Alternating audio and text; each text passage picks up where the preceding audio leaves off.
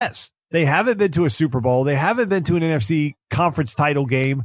They've gotten close a handful of times, but they haven't been able to get over the hump. And then what you see them do this year when they just couldn't get up, when they just had to find a way to win a game and they just couldn't do it. And it was just like the same Cowboy team kept showing up, this uninspired team that had really just no pizzazz on offense. They had nothing different. They kept doing the same stuff over and over and over again and falling to a team like Philadelphia that just, to your point with Doug Peterson, he just flat out coached them in that game. He had his team up and ready to go. It didn't matter who was on that roster, how much experience they had. He had his team ready to perform. Jason Garrett simply didn't. And when you have that kind of tenure and you just don't have any success really in terms of that upper end of the success in terms of what you're looking for with being a Super Bowl or even getting there or getting to the conference title, he just didn't have that on his resume to save him where he could fall back onto that. And even a guy like Ron Rivera, he was in Super Bowl 50 and it didn't matter for Carolina when they weren't performing. And I think from what I've seen with Jerry Jones, maybe finally, Eric, he's stepping back out of his own way. He let his ego get in front of him and really make the decision when it came to Jimmy Johnson. Jimmy Johnson got too much credit, so he blows that thing up and ends what could have been even a more successful run for that team. And it seemed like there was a chance where his feelings and his heart were going to get in the way where it was like, oh my gosh, can he just not get rid of Jason Garrett because of the close ties and that feeling that Jason Garrett's like family to him? And he's going to end up making a move that's bad for the football team because it hurts too much for Jerry to get rid of this guy. And maybe for Cowboy fans, this is Jerry Jones sort of turning the corner, getting away from his own kind of emotions, letting them run this franchise and making decisions that are actually best based on what this team's going to do on the football field. Because even when you look back, Eric, at what they did in this offseason with Zeke, I felt like that was Jerry letting his heart make a decision of like, Zeke's my guy. I've backed him through all these legal problems. He was a first round pick for us. He's kind of been our bell cow back. We have no other choice than to just give him the highest contract given to a running back versus stepping back and saying, okay, Zeke's been great for the franchise, but that's what a first round pick should do. And we're in a situation now in the league where paying a running back really isn't paying off, not paying that. And they just had the Todd Gurley deal to look at. And even though Zeke hasn't had that sort of injury fall off and you kind of wonder what's going on and he's got, he doesn't have arthritis in the knees or anything like that. But the running backs just now in today's game just can't make a ton of difference, especially now when you start to factor in what's Zeke going to look like in a year or two from now, and you're still paying him all this money.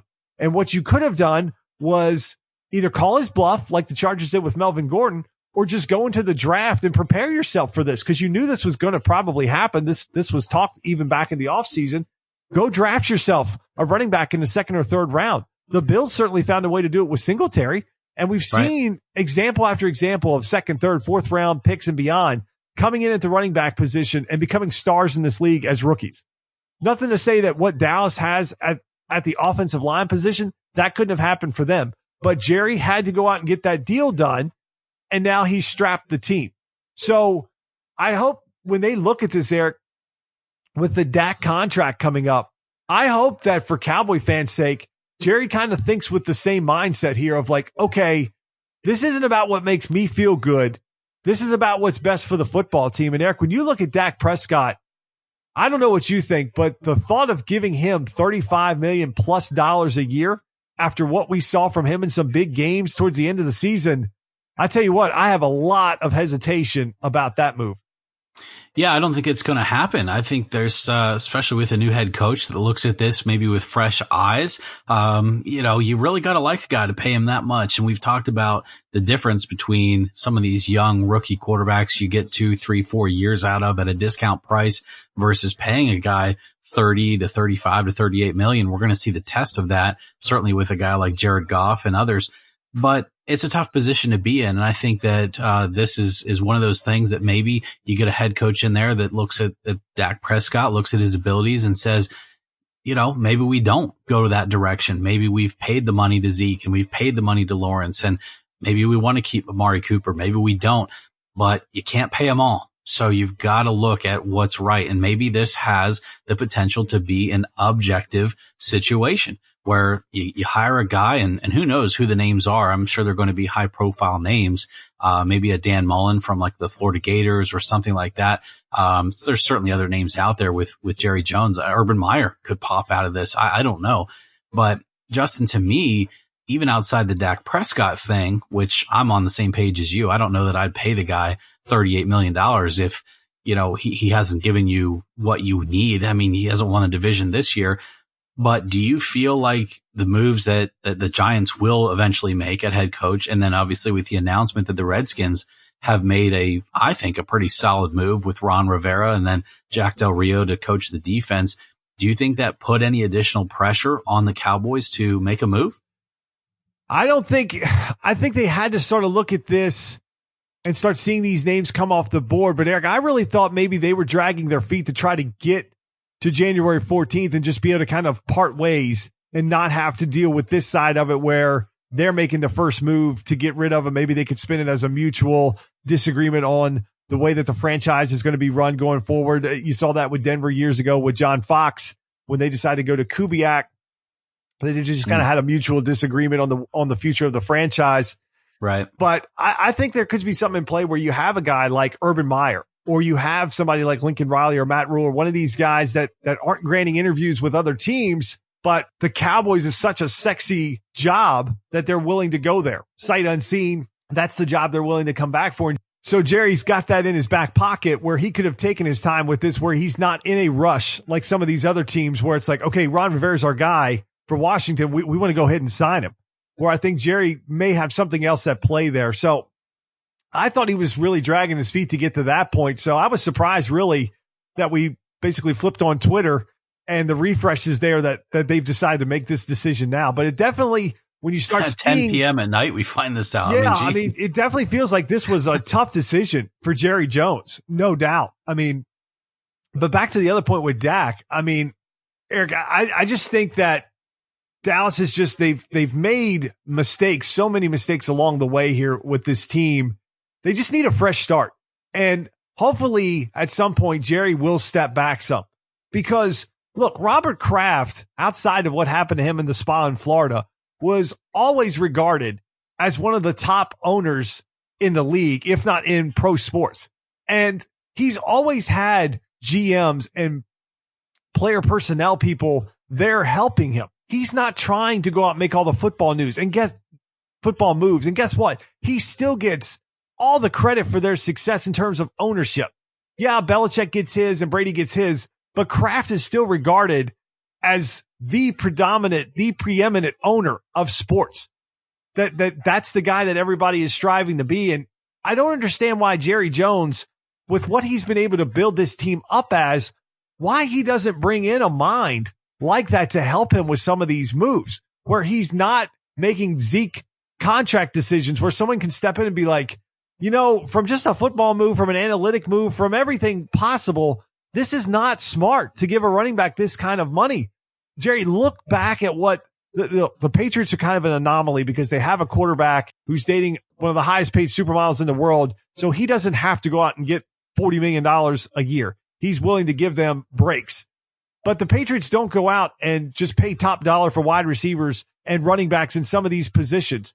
When the Eagles won the Super Bowl, they were the same way. Seattle, you can even go back to the Giants. These teams didn't have wide receivers and running backs just making top dollar in the league. They were a much more balanced approach, and Dallas is anything but that. They've gone the route of what the Rams have gone, which is just pay all these top guys a bunch of money, and then you have no depth on the team. So Jerry has to figure out how to fix that aspect. I think he needs to bring somebody in to help he and Steven with these football decisions, and he has to bring in a coach that's not going to be a puppet. He has to bring in a coach that he's going to empower to run the franchise and to play guys that he wants, not guys and make decisions that Jerry wants. If Jerry wants to do that, then he should just name himself the damn head coach and do it then.